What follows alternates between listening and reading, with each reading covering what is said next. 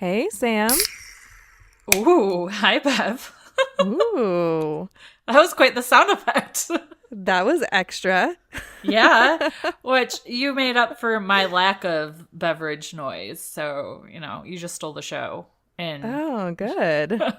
that's good because Sam is measuring her alcohol for Oh, 2019. Woo! yeah. Yay! Counting points. Yay, drinking responsibly. Yay! So, what did you just open over there? So, I opened a Left Hand Brewing Company chai milk stout, Ooh, and it's a nitro beer. nice. That was what that sound was that we heard. It was the nitrous canister opening up. Oh. I was not expecting it to be quite so vocal. But this is a good opportunity to tell everybody what nitrogen added to a beer does, because you don't usually get to do that with beers from home. It's Mm-hmm. usually like at a brewery. But Left Hand has like this proprietary process for adding the nitrous for beers that you can consume at home. And what nitrogen does to a beer is it changes the mouthfeel so that it's smoother. Usually, like traditional CO2 beers have kind of like a bitey like feel in your mouth, but these kind of feel like you're drinking a milkshake instead, which is kind of fun. Oh, yeah. Yeah. Fun, fun, fun. So, what are you drinking over there? So I have, and I'm gonna probably say this all wrong, from Le Rose Renard. It's from France in the Groot de Gascogne?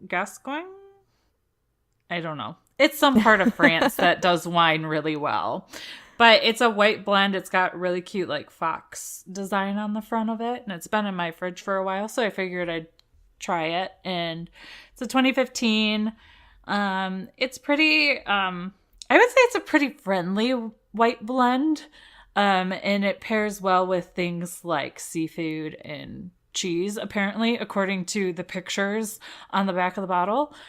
Because who doesn't like pictures instead of words? Yeah, I mean, pictures are way easier to say. Yes. But yes, it says that it's just a really good wine to share and a really good wine to pair with dinner because it's light and it goes with different things. And I would have to agree. It's pretty delicious. Well, neat. Cheers to that. Cheers.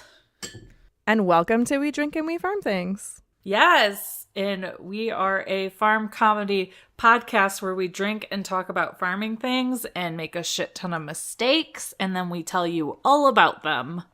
Yeah, we like to think that we have discussions that provide new knowledge and entertainment, and we go off on tangents a whole heck of a lot. Yes, we do. And when we decide to record those tangents, we post them over on Patreon for free for the general public to listen to. We did not go on any tangents today, but you can listen to previous tangents over there for free by visiting patreon.com/drinkandfarm. Yeah, and speaking of the Patreon, our drinks this episode are sponsored by Jessica Hawkins, which is at It's Just the Hot Mess. So cheers, lady. Cheers. And thank you very much. Yes, yes. Our Patreon page is a cool place where you can support this podcast, should you choose to. And there's a few different fun tiers. And one of them is buying our beverages, though those are sold out at the moment. Yes. So thanks, guys. Yeah. Thank you very much. I feel like I'm like Elvis today. Just thank you. Thank you very much. Nothing wrong with that. It's good to channel the king every now and then. Yes. Yes. My grandma's a big fan. And so one of my rooster's names is Elvis. Oh, I didn't know that. Yes. I have an Elvis and then I had a Priscilla, but she passed away unfortunately. So Rest in peace, Priscilla. yes. Can I just say too, I feel like such a weirdo right now because I have really dry hands right now and I hate lotion. So I ordered from Amazon a pair of gloves that moisturize your hands when you wear them. like a I don't even know who wears these, but I hate lotion so much. And I'm like, when would be the most convenient time for me to wear these? And apparently I think when I'm recording the podcast. So I'm holding my glass of wine in my gloved hands, and my hands are like in these fuzzy gel purple lavender scented gloves right now. So if you guys needed a visual, there you go. That is an amazing visual, and that's one of the reasons why podcasts are awesome. Yes, because you can do whatever you want, look at whatever you want, and nobody knows unless you just tell them how ridiculous you feel or look at the moment. But I have like random bouts of eczema, and it's been really bad. I think it's triggered by stress usually, and I got it right before the holidays, and then it just like peels and ugh. And then I worked outside all day, and like it just irritated it. So I'll let you guys know if these are worth the purchase. Yeah, if they are, there will be a link to them in the show notes. Yes. In case anybody else suffers from skin issues, especially during the winter. I mean, winter is rough, even on like skin that doesn't usually end up having dryness issues. So yeah, I normally don't. So yeah, I'll let you guys know. We're not getting kickback for this. I'm just oversharing. That's what we do on this podcast. We drink and we overshare things. We do. So do we have any follow-up from previous weeks? Yes, I do have a bit of follow-up. So I cannot remember which episode it was, and it was so far back I couldn't find it. But whatever episode it was, I had just bought my latte machine because I finally gave up on the fact that a coffee machine that I had backed on Kickstarter like 4 years ago was not coming. Right. Yeah. So I had also mentioned that I backed an automatic chicken door recently. Oh, yeah. Well, that came in last week, and we got it installed on the coop. Okay, so do you love it so far? Yes, I love it so far. We've had it installed for 3 or 4 nights now, and it's pretty freaking game-changing around here. Yeah? Yeah, for sure. But the automatic chicken door that I got is called The Hatch, and it's made by these 2 guys in Montana. And I've already reached out to them because I like it so much, and we're going to interview them on the podcast. I just don't know when. Woo! Sometime, when it's slow for them and slow for us, and, all that fun jiggling around of schedules thing. Logistics. Yeah, logistics. Because I really want them to tell everybody about it.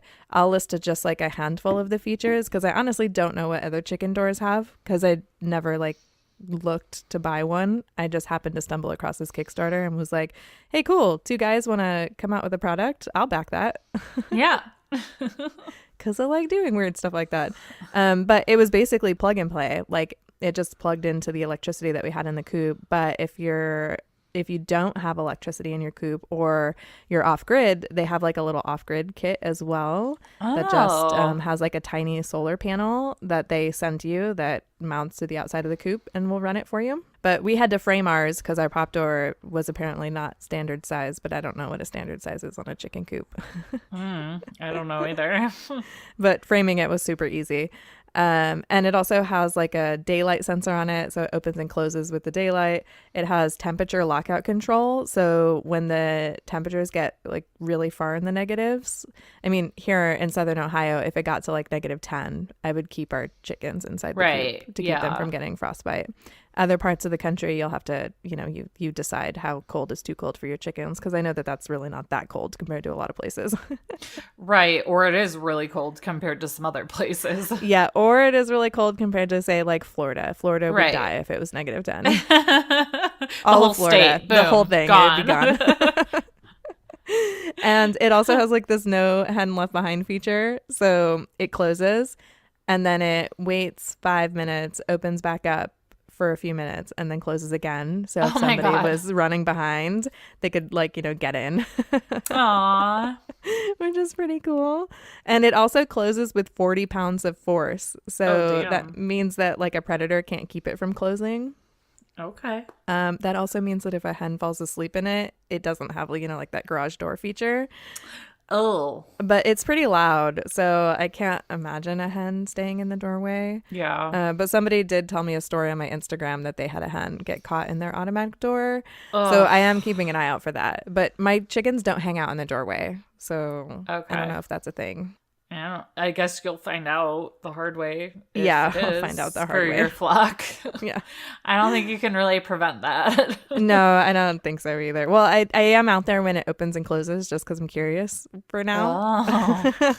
Do you take some popcorn out there with you?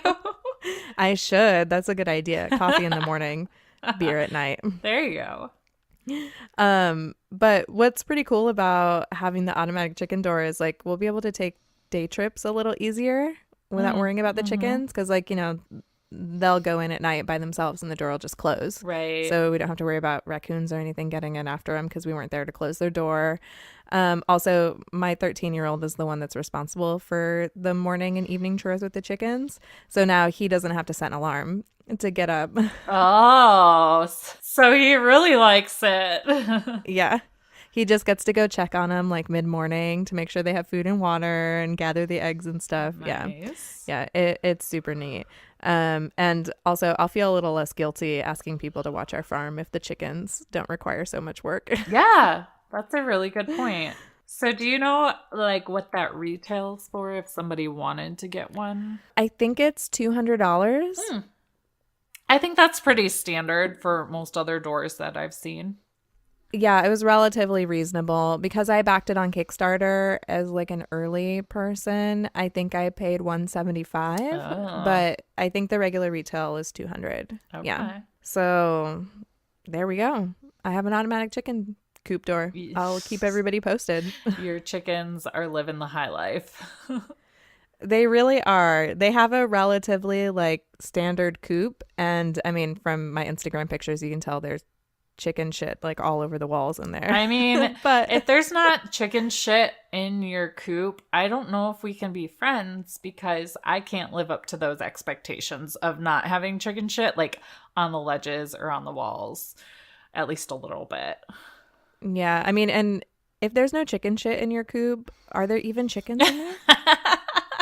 Or if it's one of those things where you like pressure wash the inside of your coop, put all the fresh shavings down, like pose some chickens strategically, take a picture, and then 2 seconds later they start shitting everywhere.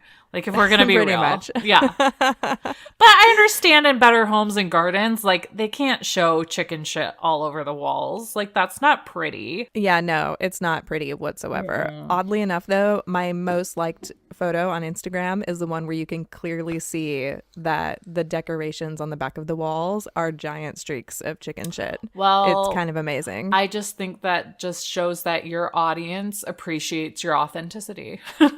There we go. Yeah. So we have some more goat stuff this week. Yay, goats. Who doesn't like goats? Goats are the best. They are. And they're made even better when they multiply. Yes. So I'm trying to breed my goats, but I messaged my breeder, whom I know and love and trust very, very much, and he can't offer stud services anymore. Oh, why not? He's having some issues with his neighbors. Ugh. So, yeah, I know, which is like the worst. Yeah. But I guess what has happened is he had too many goats on his lot, like for his lot size. Okay. Because there's different state and local regulations that decide those things. Yep.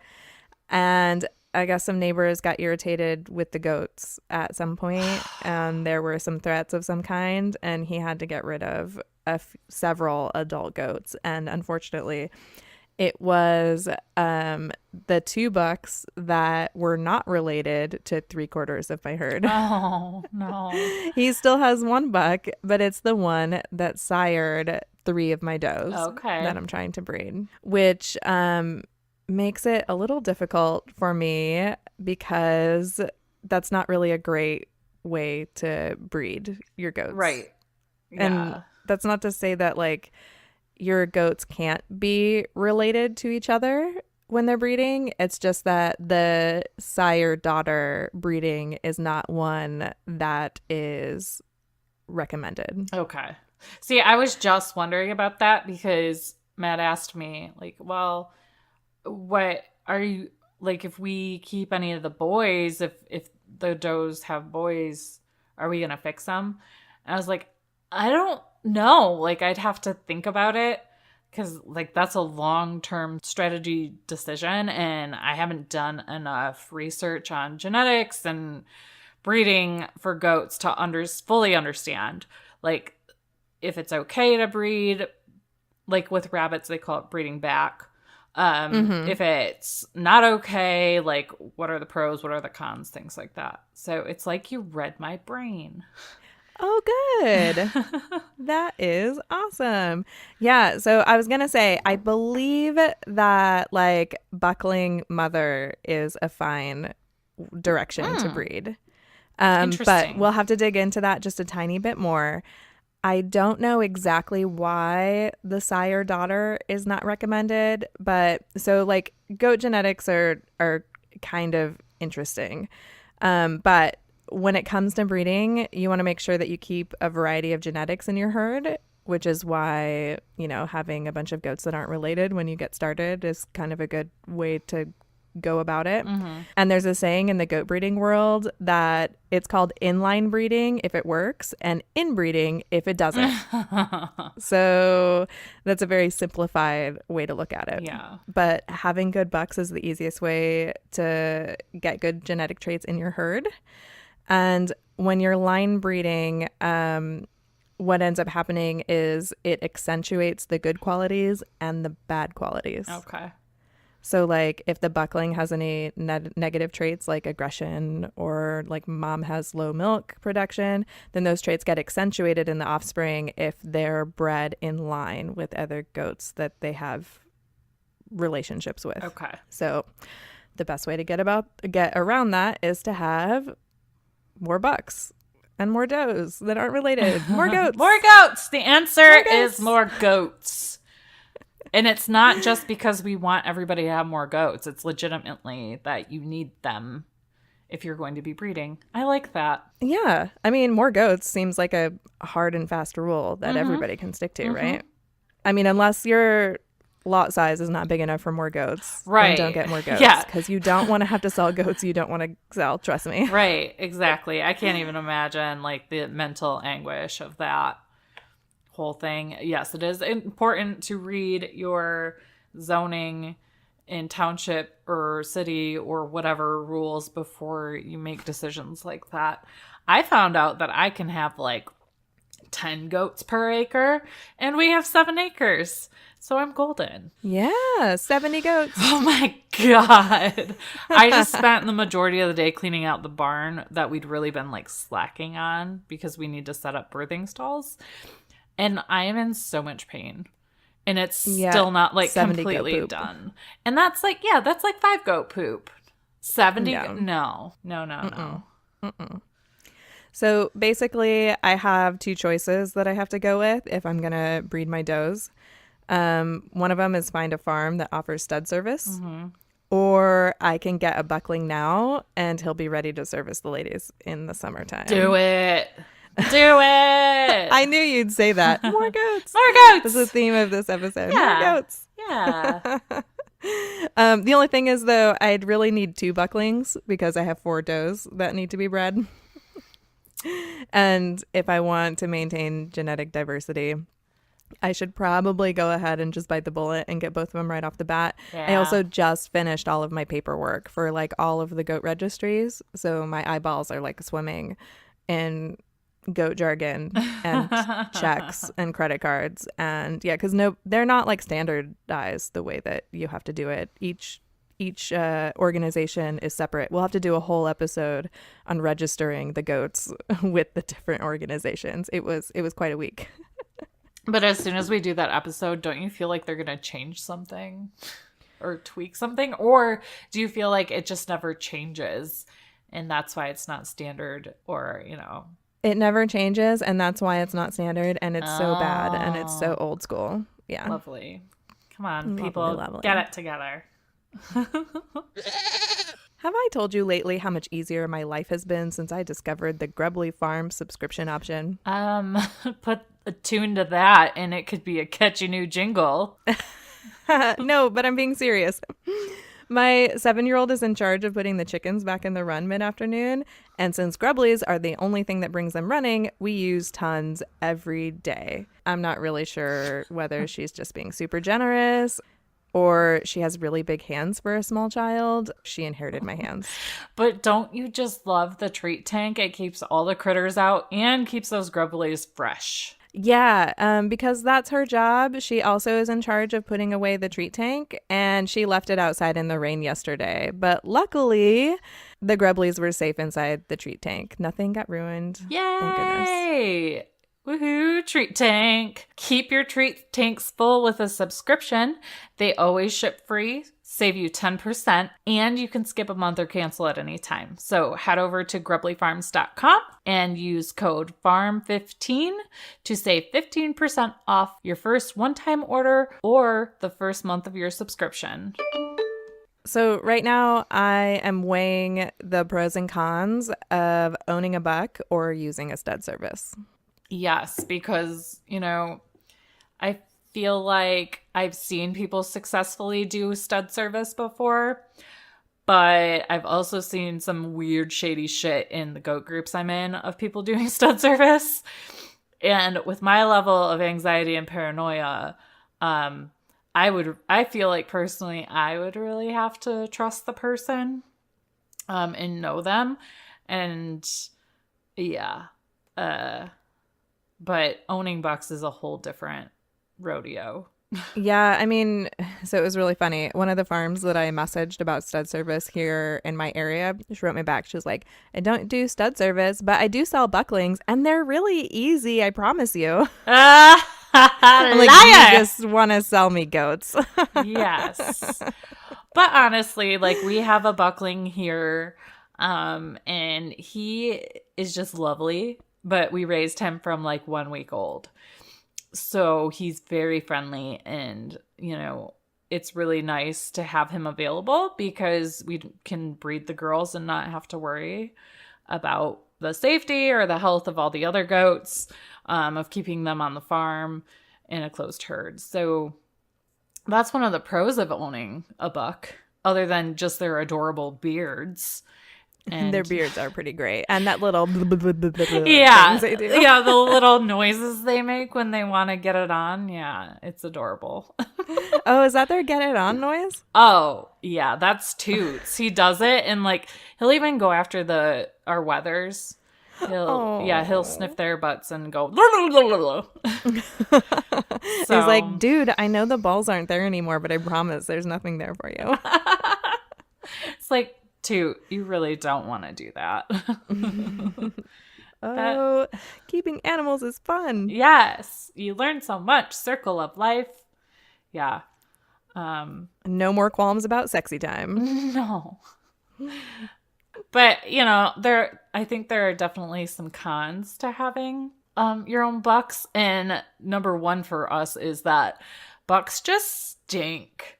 Because they pee on their front legs, they pee on their face, they pee on their beard, because the ladies like the stinky smell, apparently. And in the hot summer, when there's a nice warm breeze, it wafts all the way to the house. You can't keep your windows open anymore when you have a buck. You cannot. No. But I have noticed that since we've spent some quality time trimming his nails, which, mind you, that is me holding him and my husband clipping him. He doesn't smell as bad in the winter. I will give him that.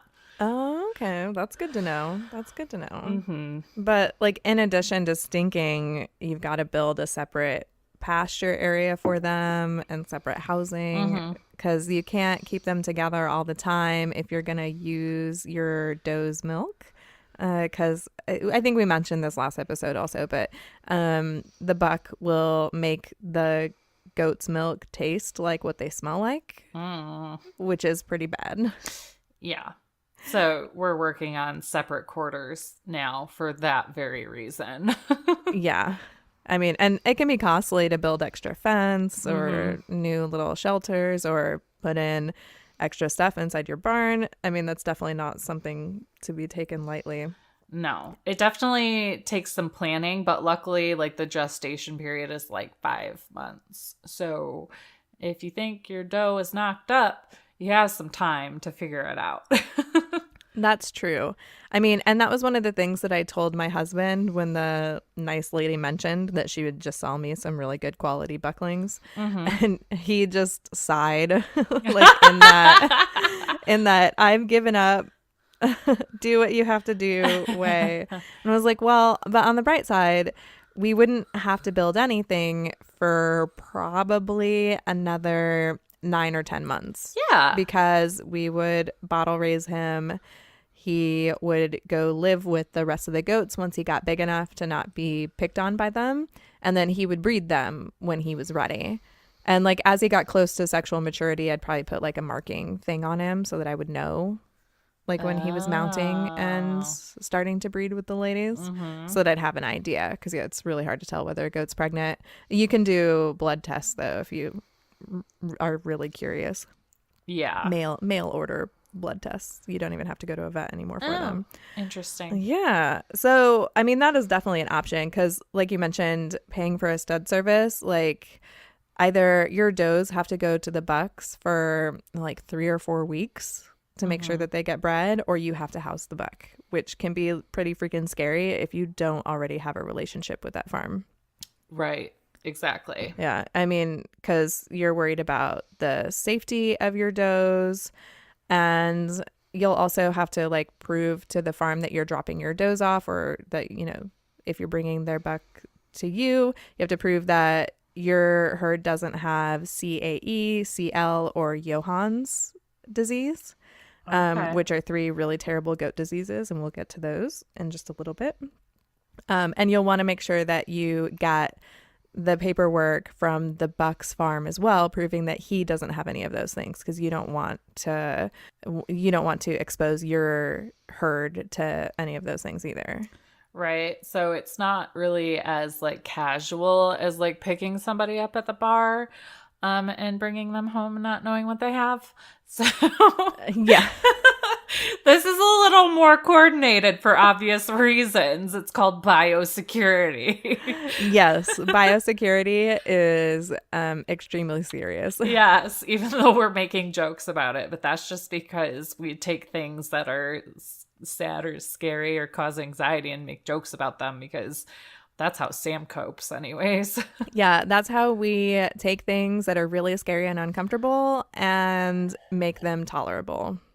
Yes. So Oh, you yeah. threw out like alphabet soup with the acronyms, so I feel like we should go through and break down what the diseases are that you just listed. Yes. So CAE is a virus that's kind of like HIV and AIDS, Mm. but it's for goats. And it's transmitted through the colostrum, the milk, or other bodily fluids, semen, Yeah.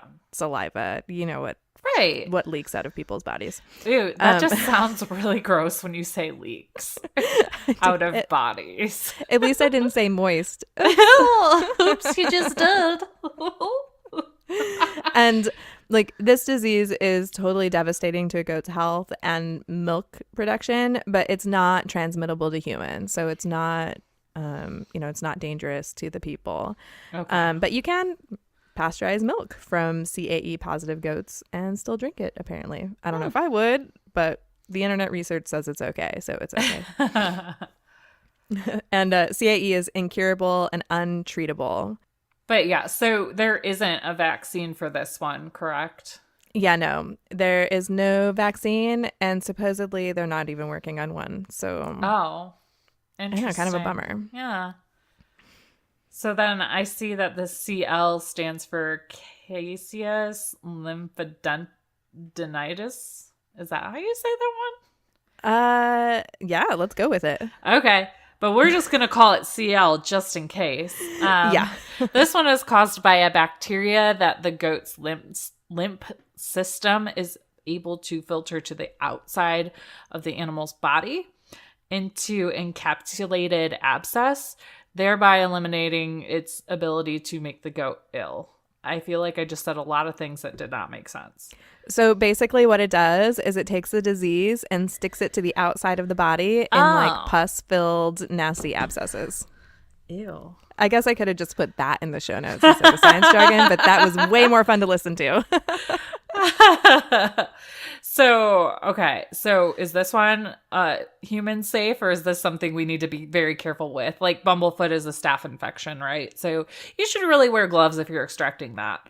Yeah, because like it can be transmitted to humans, but I heard it's like pretty rare. Okay. Yeah. Better safe than sorry. Put the gloves on, because nobody wants to be like, having pus all over hands. I mean, Dr. Pimple Popper even wears gloves when she goes after her, passion of popping pimples. Yeah, I mean, I see in my notes that you have to swallow the pus in order to get it. Oh! But still. Don't do that. Don't. It sounds awful. Or I guess if you rub it into a cut, all of those are bad things, so don't do that. Just keep it away from your mouth hole and other openings in your body that are naturally there or not so naturally.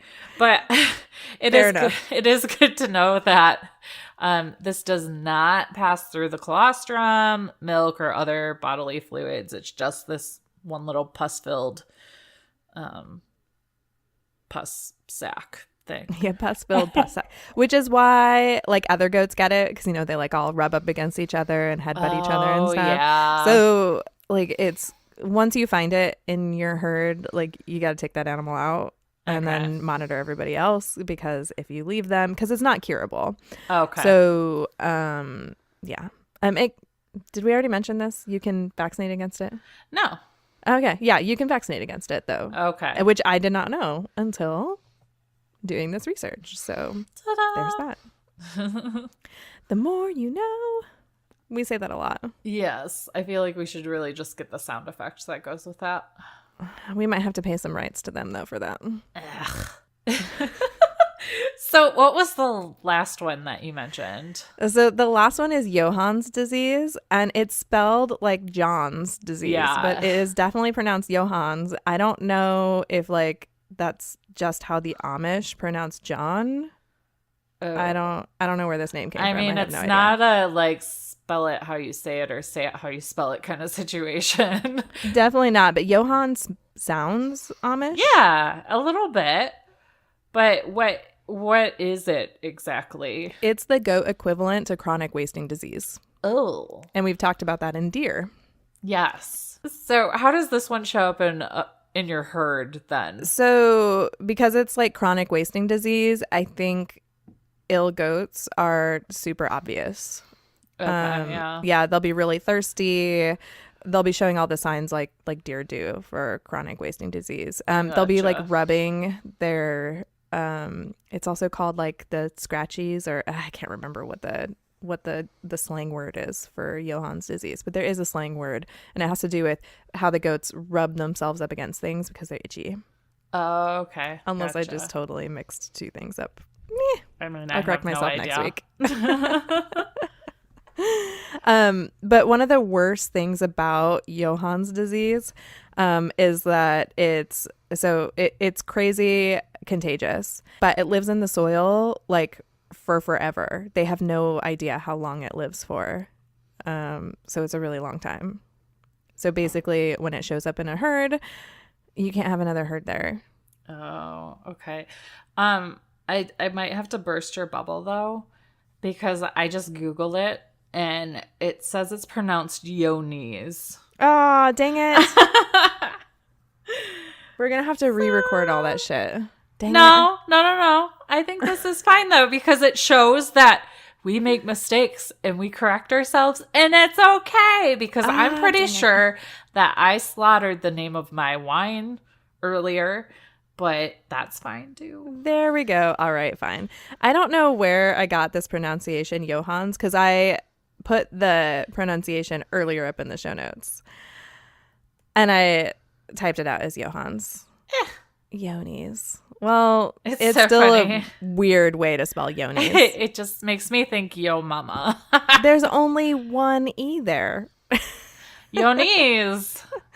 It sounds Yoni's. French because the bottle of wine does not look like how it's said. I YouTubed how to say that and I still slaughtered it.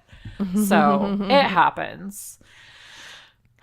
But yes, Yoni's and aka Johann's sounds like it's really bad and that it shows up and you can't get rid of it. Yeah, they're definitely recommending that Yoni's infected goats just get cold when you find them. But apparently the meat is safe to eat. I mean, we wouldn't eat any of our goats, but no, it's just because they're Nigerian dwarf goats. They're not meat goats. Right. Yeah. Right. And it's not transmittable to humans. Well, that's good. Yeah. But it is uncurable and untreatable in goats, which is sad. That is really sad. But, it sounds like there's really nothing you can do to... Is there a vaccine for that? I don't believe so. I didn't find any information saying that there was a vaccine, so I'm going to say no. Wow, I'm really glad you Googled that and corrected me because I would have felt super dumb releasing that and having to wait a whole week to correct myself on that. Holy cow. It's all good. That is why we are a team. That's true. Well, it made me You're paranoid. like listening. You're like, Bev, you're not saying that right. Well, no, that wasn't it. You just kind of scared me for a minute. I went into like hypochondria mode because two of my bucks have really itchy heads. And I'm like, oh my God, if they're itchy, do they have Johann's disease? And the answer is like, no, because they also have rapid weight loss and diarrhea if they have this. And they have neither of those. They just have little, like one of them has tiny scurs. And then the other one, I think it just likes the attention. So. Yeah, we have a goat that every time we go near it, it uses us as a scratching post for its head. Yeah. Just wait till they get like even bigger and bulkier and they start doing that. And I affectionately call my left knee my tequila knee because anytime I drink a lot and try to dance or walk on a beach or something that I don't normally do, it pops in and out of place. So it's been kind of acting up the past couple of days, probably because of the weather and because I'm an old lady. But they like headbutted it and now it's been bothering me. So I'm like guarding my tequila knee anytime I go in there because they use it. They either headbutt it or they use it for a scratching post. Yeah, scratching post is next on the list to build yes. in our area for sure. Yes, we have brushes. We just haven't put them up yet. So many goat chores, so little time. Oh my gosh. Amen to that. Well, thanks for listening, guys. Yeah. We appreciate you guys tuning in and hope you enjoyed the second episode of 2019. Woohoo! Yeah. And yes. Don't forget to take our survey and let us know your thoughts. Yes, and join our Facebook group. If you search We Drink and We Farm Things on Facebook, you'll see our Facebook page and then our Facebook group. We had a lot of interaction in there this week. I love seeing that grow every single week. So go check that out and become a part of our fun little community. Yeah, and review us in all the places. And if you really like us, hit that subscribe button and download our episodes. Yes, because that is a great way to support the podcast, like in a non-financial way. Not that you need to financially or non-financially support us, but if you like us and want to, that is what people look at to see rankings and people want to sponsor us and all that fun podcast stuff. So make sure you go do that. Yeah, and don't forget that we sell merch. Sam makes a lot of super cool stuff, and that's over on our website at drinkandfarm.com/shop. But we also have a second merch shop for all the stuff that I don't want to make, like shirts and hoodies.